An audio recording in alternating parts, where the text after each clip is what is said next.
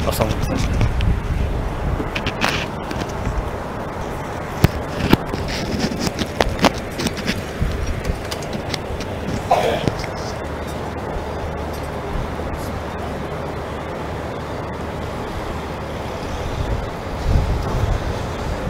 کی آواز ذرا تیز رکھنا، میرا گلا تھوڑا سا درد ہو رہا ہے۔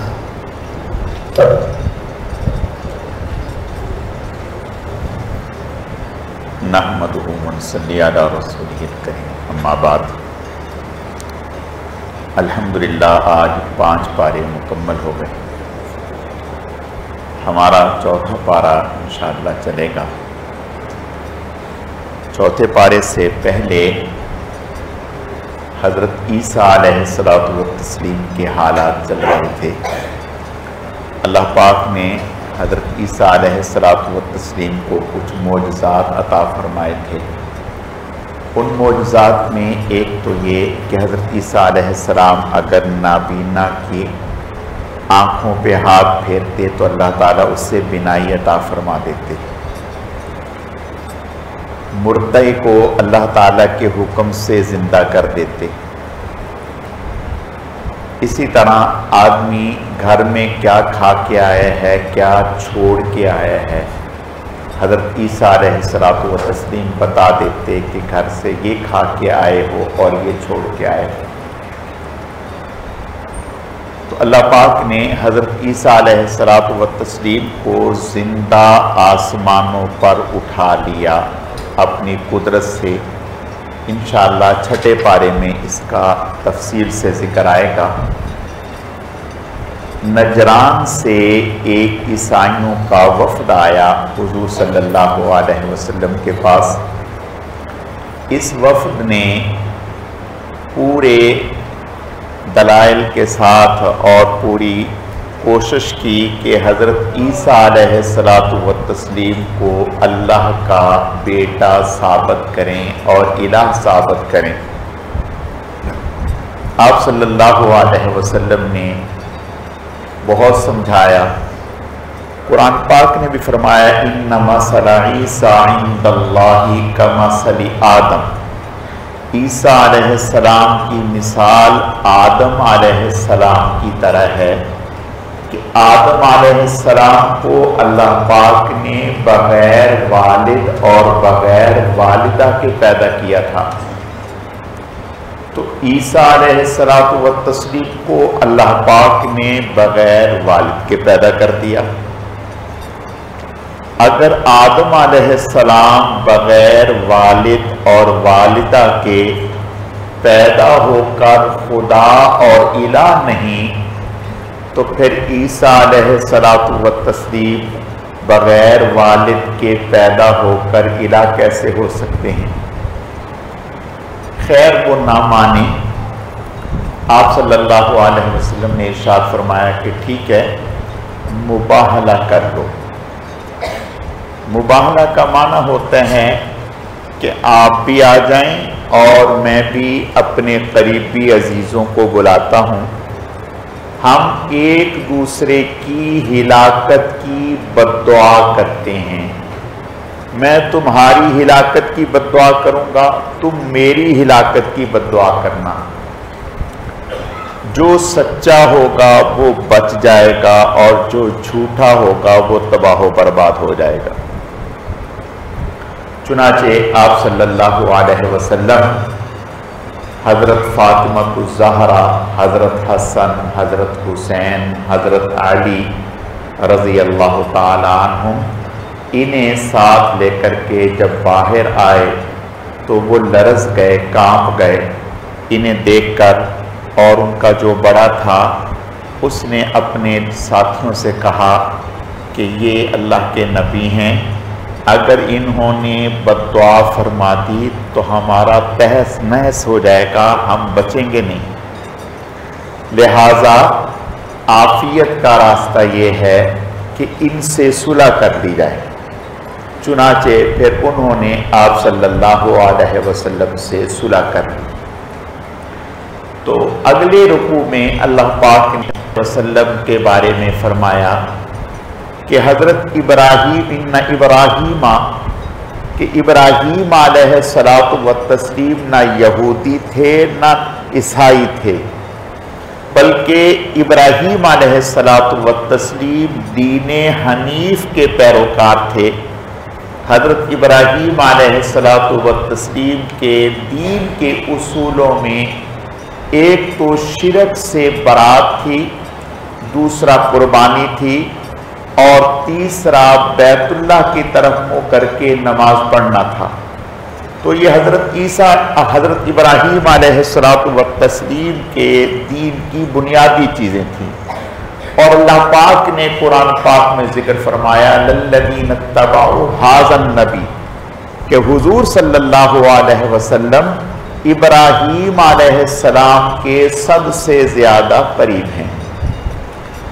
اب اگلے چوتھا جب پارہ شروع ہوتا ہے تو اس چوتھے پارے میں کل الطعام کان حلا لبنی اسرائیل الا ما حرم اسرائیل، یہودیوں نے حضور علیہ الصلوۃ والتسلیم پر اعتراض کیا کہ آپ کہتے ہیں کہ میں ابراہیم علیہ السلام کے زیادہ قریب ہوں، اگر ایسا ہی ہے تو ابراہیم علیہ السلام تو نہ اونٹ کا گوشت کھاتے تھے نہ اونٹ کا دودھ پیتے تھے، اور اگر آپ ابراہیم علیہ السلام کے قریب ہیں تو پھر آپ یہ چیزیں کیسے کھاتے ہیں؟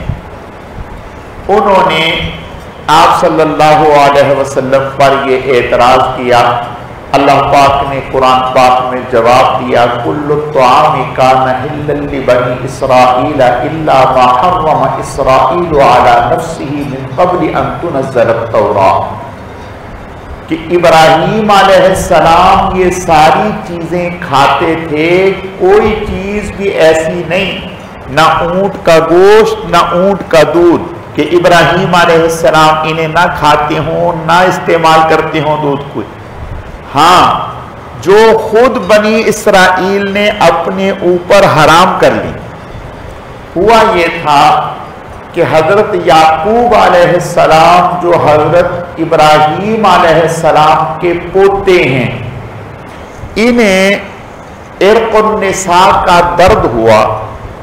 جب انہیں درد ہوا تو انہوں نے منت مانی کہ میں وہ چیز چھوڑ دوں گا جو مجھے سب سے زیادہ محبوب ہے تاکہ میرا درد ٹھیک ہو جائے۔ تو اللہ تعالیٰ نے ان کا درد ٹھیک کر دیا، تو حضرت یعقوب علیہ السلام نے اپنے اوپر اونٹ کا گوشت حضرت بہت محبوب رکھتے تھے، رغبت سے کھاتے تھے، اور اس کا دودھ، تو اس کو حضرت یعقوب علیہ السلام نے اس منت کی وجہ سے اپنے اوپر حرام کر لیا۔ پھر اس کے بعد جو بنی اسرائیل آئے وہ اس اونٹ کے گوشت اور دودھ سے بچتے تھے اور کہتے تھے کہ ہمارے آباء و اجداد نے حرام کیا ہے۔ تو اللہ پاک نے ان کے اس اعتراض کا جواب دیا کہ ابراہیم علیہ السلام کے اوپر یہ حرام نہیں تھا، نہ ابراہیم نے، یہ تو وہ ہے جو آپ نے خود اپنے اوپر حرام کر لیا۔ اس سے پہلی آیتوں میں اللہ پاک نے فرمایا لن تنالوا البر حتى تنفقوا مما تحبون، کہ انسان اس وقت تک کامل نیکی نہیں پا سکتا جب تک کہ اپنی محبوب چیز اللہ کے راستے میں خرچ نہ کر دے۔ جب یہ آیت اتری تو ایک صحابی حضرت ابو طلحہ رضی اللہ تعالیٰ تشریف لائے، ان کا ایک باغ تھا جس کو بیرہا کہا جاتا تھا۔ اس وقت کم و بیش اس کی مالیت 35 سے 50 ہزار کے قریب تھی۔ آ کر کے حضور علیہ السلام سے فرمانے لگے یا رسول اللہ، اللہ پاک نے یہ آیت اتاری ہے تو مجھے یہ سب سے زیادہ محبوب ہے میرے مال میں اسے اللہ کے راستے میں صدقہ کرتا ہوں۔ آپ صلی اللہ علیہ وسلم بہت خوش ہوئے اور ان کے اس صدقے کو آپ نے قبول فرمایا، اور انہی کے عزیزوں میں قرابت داروں میں آپ نے اس باغ کو تقسیم فرما دیا۔ حضرت عمر رضی اللہ تعالیٰ عنہ نے جو انہیں محبوب تھی وہ لا کر کے حضور کے سامنے پیش کی۔ حضرت زید رضی اللہ تعالیٰ انہیں محبوب تھا، ایک گھوڑا بہت محبوب تھا، وہ لا کر کے حضور کی خدمت میں دے دیا۔ آپ صلی اللہ علیہ وسلم نے ان کا گھوڑا انہی کے بیٹے کو دے دیا۔ جب ان کے بیٹے کو دیا، وہ گھر لے کر کے گئے تو انہیں بڑا ملال سا ہوا کہ میرا ہی گھوڑا میرے گھر میں آ گیا۔ آپ نے فرمایا اللہ نے تمہیں دوہرا اجر و ثواب عطا فرما دیا۔ اگلی آیات میں اللہ فرماتے ہیں ان اول بیت وضع للناس للذی ببکۃ مبارکا وہدی للعالمین، روئے زمین پر سب سے پہلا عبادت کے لیے جو گھر بنایا گیا وہ بیت اللہ شریف ہے۔ حدیث میں آتا ہے کہ حضرت آدم علیہ السلام اور حضرت حوا جب زمین پر تشریف لائے تو اللہ پاک نے حضرت جبرائیل علیہ السلام کو حکم فرمایا کہ جائیں حضرت آدم سے کہیں کہ یہاں پر مکہ میں ایک گھر بنائیں عبادت کے لیے۔ چنانچہ حضرت آدم علیہ السلام نے یہ بیت اللہ تعمیر کیا اور پھر اللہ کے حکم سے اس کا طواف کیا۔ پھر حضرت آدم علیہ السلام کی یہ تعمیر چلتی رہی۔ حضرت نوح علیہ السلام کے زمانے میں جب پانی کا سیلاب آیا تو اس وقت یہ تعمیر جو ہے گر گئی اور اس کی بنیادیں جو تھیں وہ مٹی میں دب گئیں۔ تو اللہ پاک نے حضرت نوح علیہ السلام کے بعد حضرت ابراہیم علیہ السلام کو حکم فرمایا کہ اس کی تعمیر کریں۔ چنانچہ حضرت ابراہیم علیہ السلام نے پہلے تو اپنی اہلیہ اور بیٹے کو یہاں لا کر کے چھوڑا۔ اس وقت بیت اللہ کی بنیادیں زمین میں دبی ہوئی تھی، پتہ ہی نہیں تھا کسی کو کہ یہاں بیت اللہ ہے۔ چنانچہ آپ نے اپنی اہلیہ کو اور بیٹے کو یہاں چھوڑا، وہ بڑے ہو گئے۔ تو پھر اللہ پاک نے حضرت ابراہیم علیہ السلام کو حکم فرمایا کہ بیت اللہ کی تعمیر کریں، اور جبرائیل علیہ السلام نے اپنے پر سے مٹی کو ہٹایا اور بیت اللہ کی بنیادیں ظاہر ہوئیں۔ اس کے اوپر حضرت ابراہیم علیہ السلام نے دوبارہ سے بیت اللہ کی تعمیر فرمائی۔ تو اللہ پاک نے بیت اللہ کے بارے میں فرمایا ان اول بیت وضع للناس للذی ببکۃ مبارکا، فرمایا کہ یہ برکت والا گھر ہے۔ برکت دو طرح کی ہے، ایک تو اجر و ثواب کے اعتبار سے کہ جو بیت اللہ میں عمل کرتا ہے، نماز پڑھتا ہے، نفل پڑھتا ہے، تو اللہ تعالیٰ لاکھوں اور کروڑوں میں اجر و ثواب عطا فرماتے ہیں، اور اگر وہاں خرچ کرتا ہے تو لاکھوں اور کروڑوں کا اجر و ثواب ہے۔ ایک تو اجر و ثواب کے اعتبار سے فرمایا یہ برکت والا ہے، اور دوسرا نعمتوں کے اعتبار سے فرمایا کہ اللہ نے اس کو بابرکت بنا دیا حضرت ابراہیم علیہ السلام کی دعا کی برکت سے کہ ہر طرح کی نعمتیں وہاں بیت اللہ میں مکہ معظمہ میں ہر حاجی کو ملیں گی۔ کوئی ایسی نعمت نہیں جو وہاں میسر نہ ہو۔ اور ساتھ ہی فرمایا ہدی للعالمین کہ بیت اللہ کو انسانوں کی ہدایت کا ذریعہ بنا دیا، کہ اللہ پاک نے بیت اللہ کی وجہ سے بہت سارے لوگوں کو ہدایت عطا فرمائی۔ چنانچہ بہت سارے لوگ ایسے ہیں کہ جو بیت اللہ کو دیکھ کر فرماتے ہیں کہ بیت اللہ کی ایک محبت ہے کہ آدمی جب وہاں جاتا ہے تو اس کی کوشش ہوتی ہے کہ میں بیت اللہ کے ساتھ لپٹ جاؤں اور چاہتا ہے کہ میں دور نہ ہٹوں۔ تو یہ کیا ہے؟ یہ اللہ تعالیٰ کی تجلیات ہے بیت اللہ کے اوپر جو پڑ رہی ہیں۔ دیکھنے والا تو یہ سمجھتے ہیں کہ آدمی بیت اللہ کی در و دیوار سے چمٹ رہا ہے، حقیقت میں وہ بیت اللہ کی در و دیوار سے نہیں لپٹ رہا، بلکہ اس کے اوپر جو اللہ کی تجلیات پڑ رہی ہیں ان سے محبت کر رہا ہے، ان سے محبت کر رہا ہے۔ اللہ فرماتے ہیں فیہ آیات بینات مقام ابراہیم ومن دخلہ کان آمنا، ہم نے اس میں اپنی قدرت کی کچھ نشانیاں رکھ دی، ان قدرت کی نشانیوں میں ایک نشانی مقام ابراہیم ہے۔ مقام ابراہیم، مقام ابراہیم وہ پتھر ہے جس پر حضرت ابراہیم علیہ السلام نے کھڑے ہو کر کے بیت اللہ کی تعمیر فرمائی تھی۔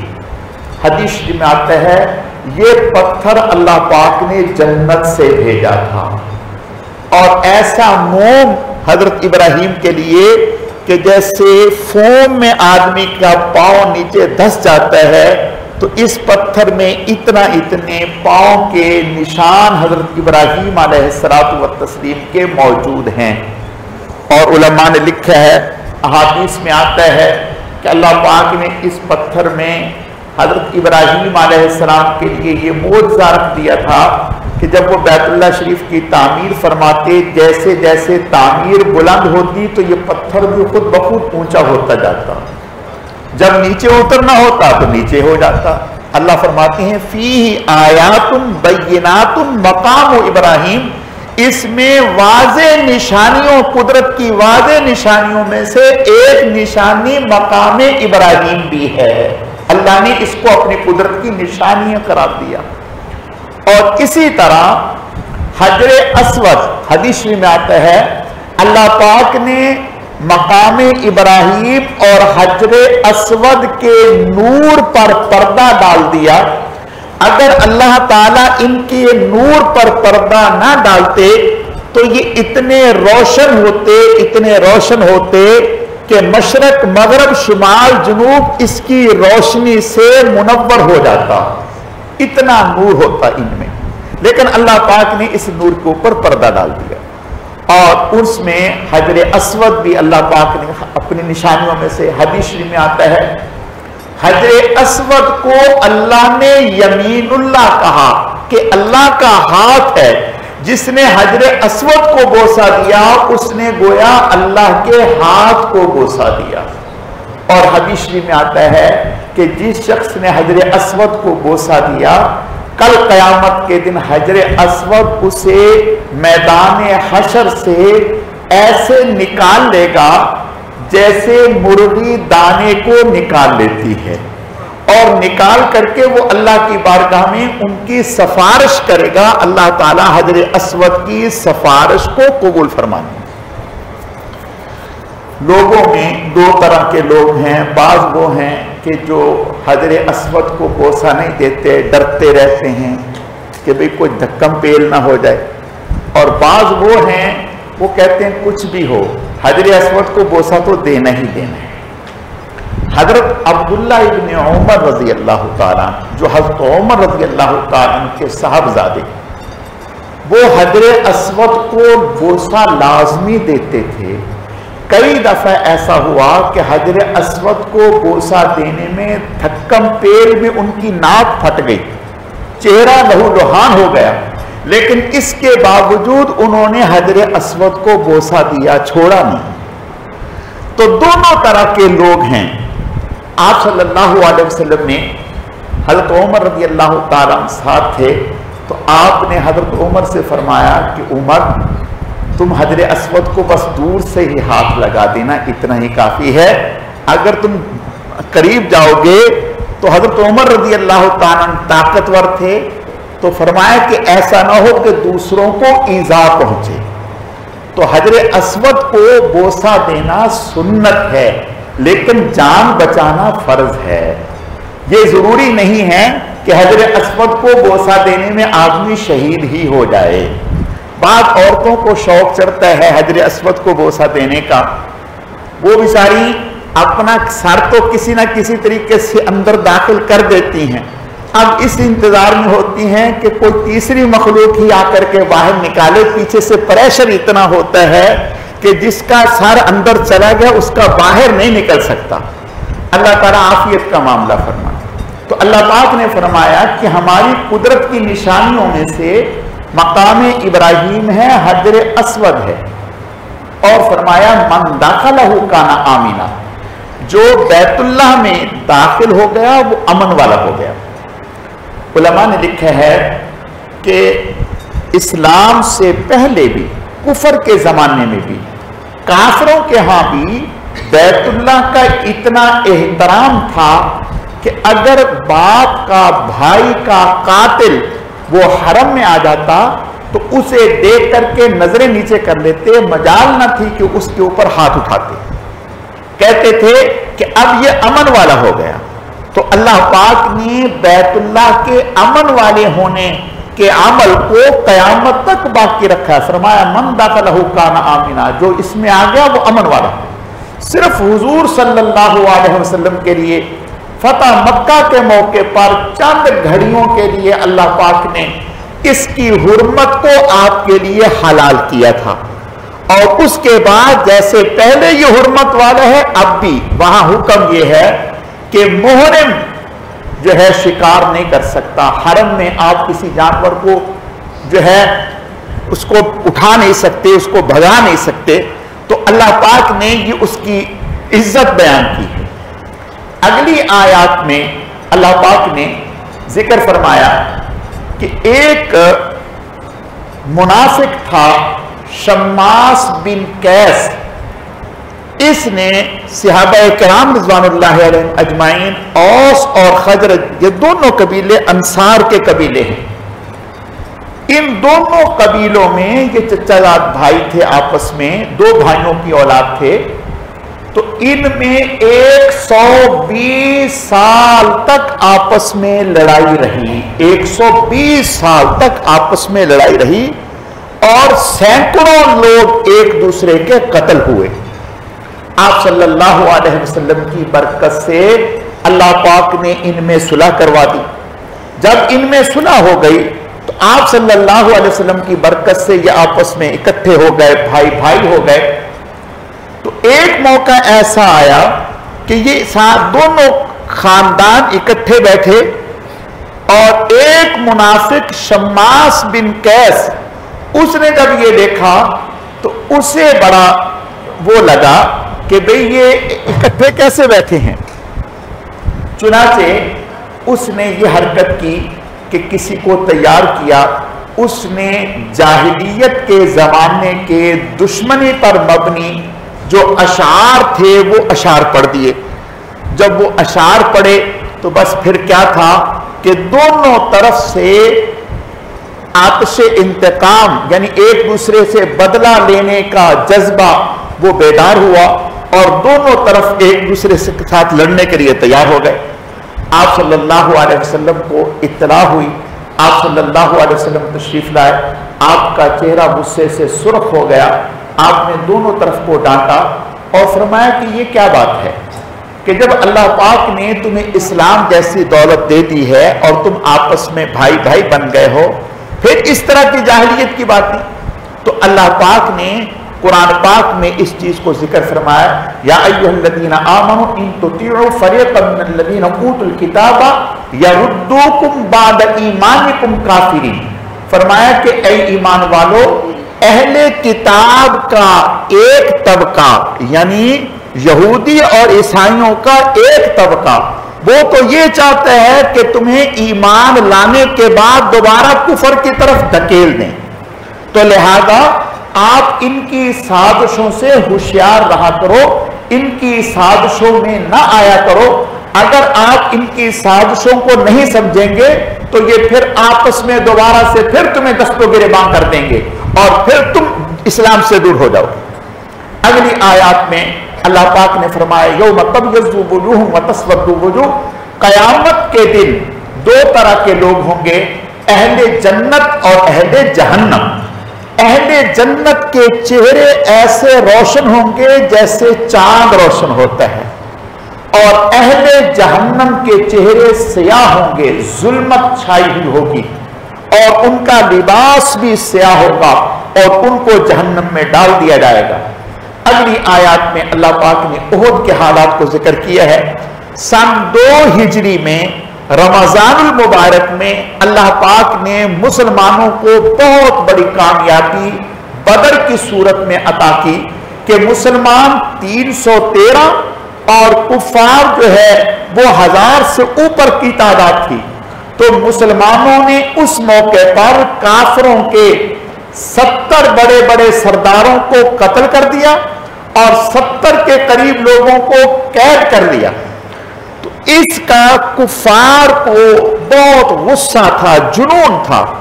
چنانچہ کفار نے ایک ان کا قافلہ جو سبب بنا بدر کا قافلہ، آگے بدر کے حالات انشاءاللہ تعالی 9ویں پارے اور 10ویں پارے میں آئیں گے، وہاں تفصیل آئے گی. تو ایک قافلہ تھا جو شام سے آ رہا تھا، تجارتی قافلہ، جس کی مالیت اس وقت 30 سے 40 لاکھ روپیہ تھی. 30 سے 40 لاکھ روپیہ مالیت تھی، اور یہ ساری کی ساری مالیت اسلام کے خلاف استعمال ہونی تھی. آپ صلی اللہ علیہ وسلم اللہ کے حکم سے اس قافلے کے اوپر حملے کے لیے تشریف لے گئے. یہ قافلہ بچ نکلا. ابو سفیان اس قافلے کو لے کے جا رہا تھا. یہ قافلہ مسلمانوں کے ہاتھوں سے نکل گیا اور کافروں کے ساتھ مسلمانوں کا مقابلہ ہو گیا، بدر کا مقابلہ. اس بدر میں اللہ پاک نے مسلمانوں کو کامیابی دی، لیکن کافروں کو بڑا اس کا صدمہ ہوا کہ ہمارے 70 لوگ مارے گئے اور 70 گرفتار ہو گئے. تو کافروں نے آپس میں یہ طے کر لیا کہ یہ جو ہمارا تجارتی قافلہ بچا ہے، جس کی مالیت 30 سے 40 لاکھ روپے ہے، ہم یہ پورا کا پورا سرمایہ مسلمانوں سے انتقام لینے پر خرچ کریں گے.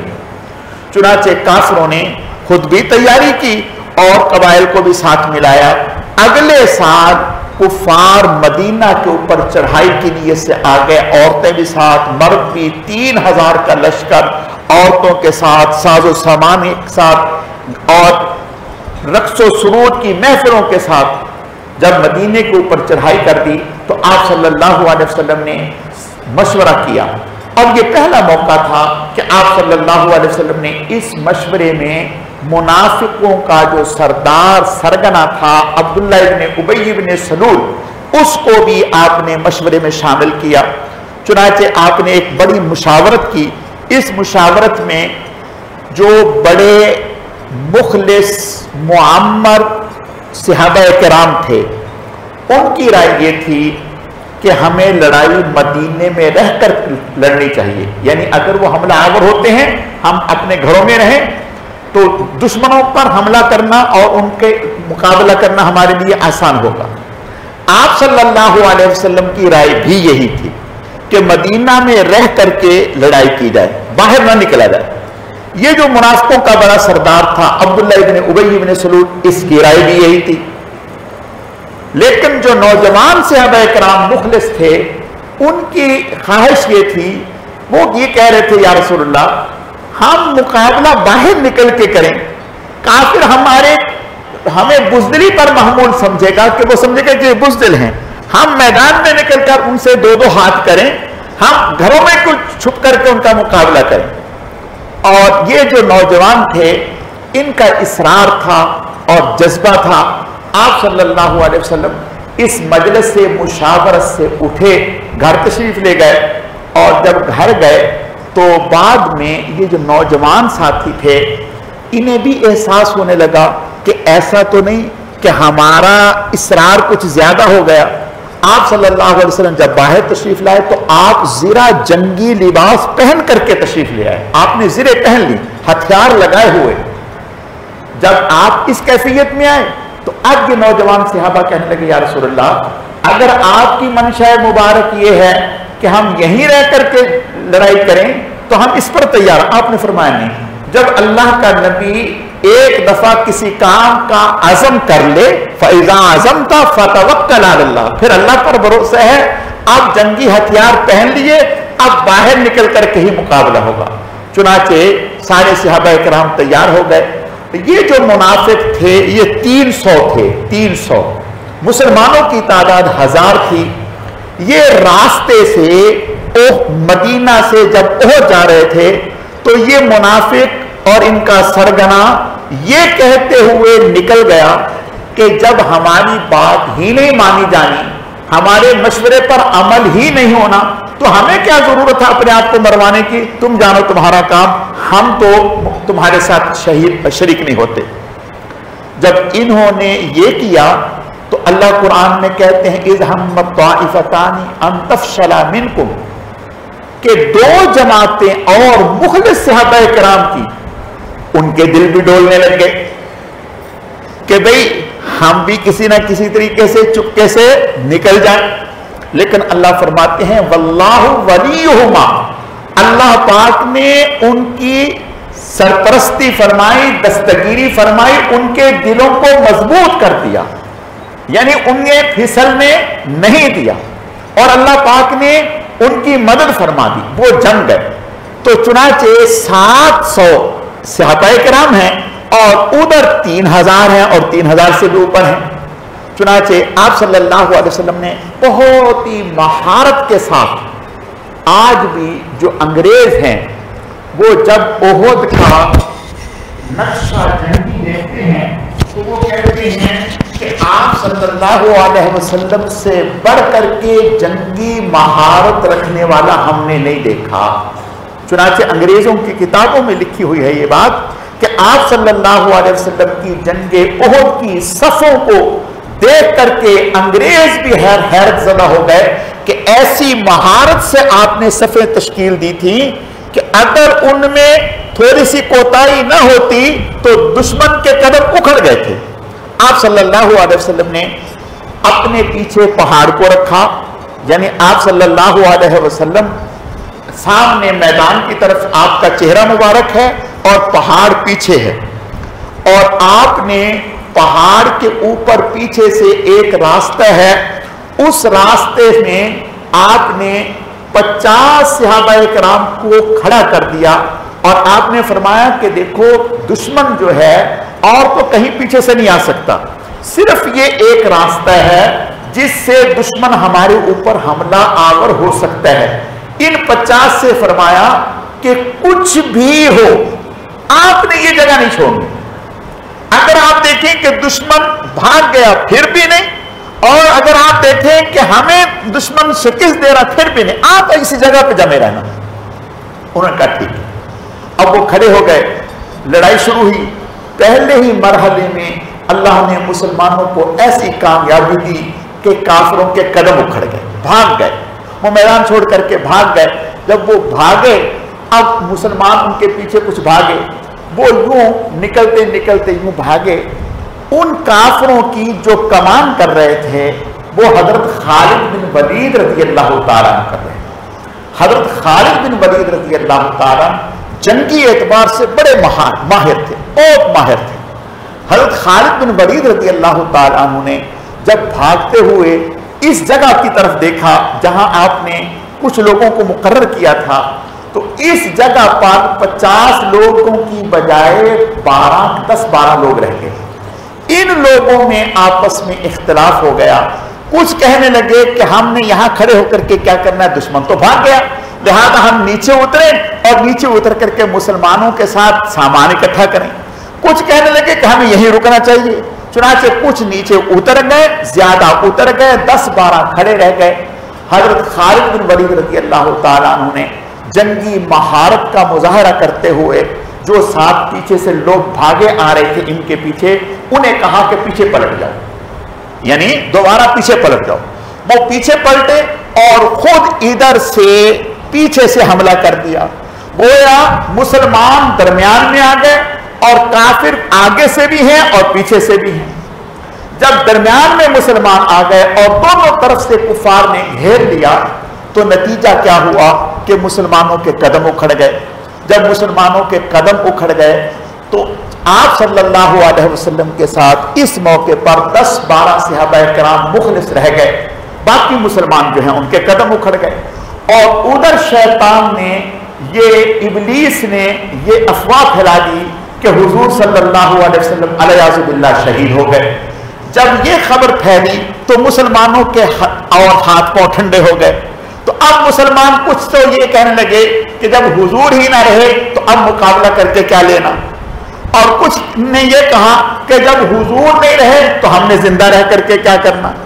تو اس طرح کی صورتحال۔ اب کفار نے جب دیکھا کہ آپ صلی اللہ علیہ وسلم اکیلے ہیں اور آپ کے ساتھ 10-12 ہیں، تو سارے کافروں نے یکے بعد دیگرے حضور پر حملے شروع کر دیے۔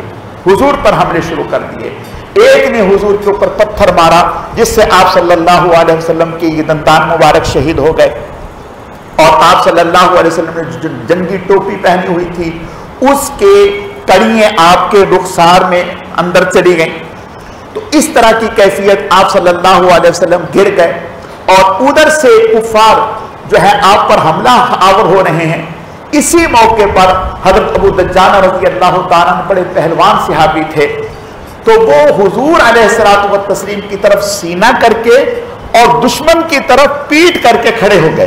तो किसी ने कहा, अबू दज्जाना ये क्या कर रहे हो? उन्होंने कहा कि मैदान जिहाद में भी हुजूर की तरफ पीठ करना मुझे गवारा नहीं है। यानी कमर पे तीर खा रहे हैं लेकिन हुजूर को पीठ नहीं कर रहे। तो इस मौके पर कुफार जब हमला आवर हो रहे हैं तो हुजूर आप फरमाते हैं, कौन है जो खबर दे, कौन है? 7 सहाबी यके बाद दीगरे उन काफिरों के जत्थों को मुंतशिर करने में और पीछे धकेलने में शहीद हो गए। हजरत अबू तलहा रज़ी अल्लाह ताला फरमाने लगे कि या रसूलल्लाह मुझे इजाजत। आपने फरमाया तुम रुक जाओ। हजरत अबू तलहा रज़ी अल्लाह ताला ऐसे तीर अंदाज थे, 3 कमाने टूट गई हजरत की, और जो भी कोई सहाबी नजर आता आप फरमाते कि तीर यहां छोड़ जाओ, तीर यहां छोड़ जाओ। अबू तलहा रज़ी अल्लाह ताला तीर अंदाजी करते रहे, तीर अंदाजी करते रहे। और इस मौके पर आप सल्लल्लाहु अलैहि वसल्लम के एक और सहाबी हजरत अनस बिन नज़र रज़ी अल्लाह ताला वो इस कदर बहादुरी के साथ लड़े, इस कदर बहादुरी के साथ लड़े और फरमाने लगे, रब्बे अपने वालिद का नाम लेकर के कहा कि उनके रब की कसम खा करके कहता हूं कि मुझे यहां ओहद के दामन से जन्नत की खुशबू आ रही है। हदीस में आता है, फरमाया कि शहीद को 500 साल की मसाफत से जन्नत की खुशबू आ जाती है। और वो इस तरह से लड़े कि उनके सिर्फ पोरों से, उंगली के निशानों से पहचाना गया, वरना काफिरों ने सर से लेकर पांव तक उनका पूरा जिस्म बिगाड़ दिया, पूरा जिस्म जख्मों से चूर था। लेकिन मजाल है, और उन्हें अभी ये जंग नहीं हुई थी, बदर हुई थी, तो हुजूर अलैहिस्सलातु व तस्लीम के पास आकर के कहा, या रसूलुल्लाह बदर में तो मुझे मौका न मिल सका। बदर में ऐसा हुआ कि आपने फरमाया जो जिस हालत में फौरन निकले। इन्होंने कहा, या रसूलुल्लाह अगर इजाजत मेरी गांव में सवारियों में वक्त, फरमाया नहीं, चुनांचे ये बदर में न शरीक हो सके। तो फरमाने लगे, या रसूलुल्लाह अगर कभी मौका आया कि मुशरिकों के साथ मुकाबला हुआ तो अल्लाह देखेंगे मैं क्या करता हूं, अल्लाह देखेंगे मैं क्या करता हूं। इन्होंने ये बात कही और फिर ऐसा जम के लड़े, ऐसा जम के लड़े। हजरत साहब रज़ी अल्लाह ताला फरमाते हैं, खुदा की कसम इनसे बड़ा मैंने बहादुर लड़ते हुए नहीं देखा। अल्लाह ने आयतें उतार दी, फमिनहुम मन क़ज़ा नहबहु व मिनहुम मन यंतज़िर। कुछ अल्लाह के बंदे वो हैं जो उन्होंने जबान से कहा था अल्लाह के लिए पूरा कर दिखाया, और कुछ ऐसे हैं जो उसके पूरा करने में इंतजार में हैं। चुनाचे इस मौके पर सहाबा इकराम को बहुत परेशानी हुई, तकलीफ हुई, सदमा हुआ, आप सल्लल्लाहु अलैहि वसल्लम पर जख्म आए। और वो जो सहाबा इकराम थे जिनसे ये गलती हो गई थी, वो भी बड़े शर्मिंदा थे। अल्लाह पाक ने उनकी सिफारिश फरमाई, अल्लाह पाक ने उनकी सिफारिश फरमाई, फरमाया फाफ़ु अन्हुम, आप इन्हें माफ कर। अल्लाह अकबर, यानी अल्लाह उनके लिए फरमाने फाफ़ु अन्हुम, आप इन्हें माफ कर लें, वस्तगफिर लहुम, और इनके लिए इस्तिग़फ़ार भी करें। अल्लाह वशाविरहुम फिल अम्र, जैसे पहले इन्हें मशवरे में शरीक किया करते थे दोबारा से फिर इन्हें वैसे ही मशवरे में शरीक करें। और हुजूर से फरमाया, वलौ कुन्त फज़्ज़न गलीज़ल क़ल्बि लन्फ़ज़्ज़ू मिन हौलिक, अगर आपको हम सख्त दिल बना देते तो कोई भी आपके पास ना रहता, सारे आपसे भाग जाते। तो आपने फरमाया कोई बात नहीं, अगर इनसे गलती हो गई है तो इंसान है, गलती हो जाती, अल्लाह ने तो माफ कर ही दिया, लेकिन आप भी इन्हें माफ कर दें, अपने दिल में इनके लिए कुछ ना रखें। चुनाचे आप सल्लल्लाहु अलैहि वसल्लम ने उन्हें माफ कर दिया, गले से लगाया और उसी तरह मशवरों में शामिल किया। اور ادھر جو شہید ہو گئے تھے اللہ پاک نے ان کے بارے میں فرمایا وَلَا تَحْسَبَنَّ الَّذِينَ قُتِلُوا فِي سَبِيلِ اللَّهِ أَمْوَاتًا بَلْ أَحْيَاءٌ عِندَ رَبِّهِمْ يُرْزَقُونَ، فرمایا کہ وہ رزق دیے جا رہے ہیں، انہیں مردہ نہ کہو، وہ زندہ ہیں۔ حضرت جابر رضی اللہ تعالیٰ عنہ کے والد حضرت عبداللہ اسی موقع پر شہید ہو گئے تھے، اور جب شہید ہو گئے تو کافروں نے ان کا چہرہ بگاڑ دیا، تو ان کی بہنیں یعنی ان کی بیٹیاں رونے لگی۔ آپ نے فرمایا کیوں رو رہی ہو؟ میں تو دیکھ رہا ہوں کہ عبداللہ پر فرشتوں نے اپنے پروں سے سایہ کیا ہوا ہے۔ اور حضرت جابر فرماتے ہیں کہ خواب میں میرے والد مجھے ملے تو میں نے کہا سنائیں کیا ہوا؟ تو میرے والد نے کہا کہ جیسے ہی میں شہید ہوا تو اللہ نے مجھے اپنے سامنے کھڑا کر لیا، اللہ نے مجھے اپنے سامنے کھڑا کر کے میرے سے ملاقات کی اور مجھ سے فرمایا کیا چاہتے ہو، کیا چاہتے ہو؟ تمام صحابہ کرام جو شہید ہو گئے ان سے فرمایا کیا چاہتے ہو؟ انہوں نے کہا یا اللہ پاک ہم یہ چاہتے ہیں کہ ہم دنیا میں جا کر کے اپنے عزیزوں کو بتلائیں کہ ہمارا تو یہ اعزاز و اکرام ہوا ہے۔ اللہ نے فرمایا کہ تم اس کا پرواہ نہ کرو، فرحین بما آتاہم اللہ من فضلہ ویستبشرون بالذین لم یلحقوا بہم من خلفہم الا خوف علیہم ولا ہم یحزنون، تمہارا پیغام ہم وہاں پہنچا دیتے ہیں۔ اللہ فرماتے ہیں کہ وہ جو شہید ہو گئے وہ اتنے خوش ہیں، اتنے خوش ہیں کہ بتایا نہیں جا سکتا۔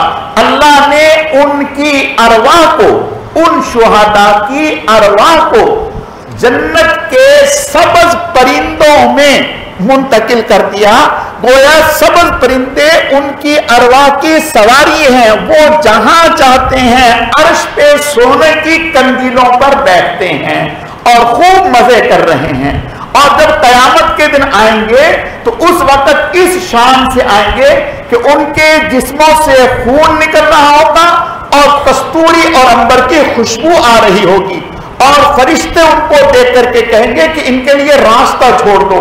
لوگ حیران ہو کر کے پوچھیں گے کہ کیا یہ نبی ہیں؟ تو کہا جائے گا یہ نبی نہیں ہے، یہ امت محمدیہ کے شہداء ہیں۔